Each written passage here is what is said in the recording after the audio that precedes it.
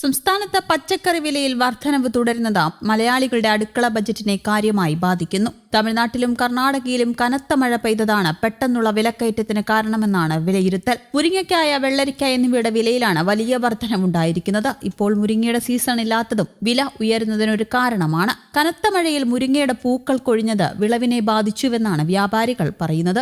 ഡിഡ്വ ചുഴലിക്കാറ്റ് കാരണം തമിഴ്നാട്ടിൽ പെയ്ത കനത്ത മഴ മുരിങ്ങയ്ക്ക വിതരണ കേന്ദ്രങ്ങളെ ബാധിച്ചിട്ടുണ്ട്. മുരിങ്ങയ്ക്കായ്ക്ക് കേരളത്തിൽ ഏറ്റവും കൂടുതൽ വില നൽകേണ്ടത് തൃശൂർ ജില്ലയിലാണ്. കുറവ് കോട്ടയത്തും. തൃശൂരിൽ 550 രൂപയ്ക്ക് മുകളിലാണ് 1 കിലോയുടെ ചില്ലറ വിൽപ്പന വില. അതിർത്തി ജില്ലയായ പാലക്കാട് പോലും 400 രൂപയാണ് 1 കിലോയുടെ വില. നാടൻ മുരിങ്ങയ്ക്കായി കിട്ടാനില്ലാത്തതോടെയാണ് മറ്റ് സംസ്ഥാനങ്ങളിൽ നിന്നുള്ളവയ്ക്ക് തീവില നൽകേണ്ട സ്ഥിതിയിലേക്ക് എത്തിയത്. കഴിഞ്ഞ ആഴ്ച 1 കിലോയ്ക്ക് 100 രൂപയ്ക്കടുത്ത് മാത്രമായിരുന്നു വില. ഇപ്പോൾ കേരളത്തിൽ വിൽപ്പന നടത്തുന്ന ലോഡ് എത്തുന്നത് ഗുജറാത്തിൽ നിന്നാണ്. ദൂരം വലിയ അളവിൽ കൂടിയതാണ് വില ഇത്രയും വർദ്ധിക്കുന്നതിനുള്ള കാരണം. അതുപോലെ തന്നെ മണ്ഡലകാലമായതിനാൽ പച്ചക്കറിക്ക് ആവശ്യക്കാർ കൂടിയതും വില വർദ്ധിക്കുന്നതിന് മറ്റൊരു കാരണമായി. വെള്ളരി വില തിരുവനന്തപുരം ചാല മാർക്കറ്റിൽ 100 രൂപ കടന്നു.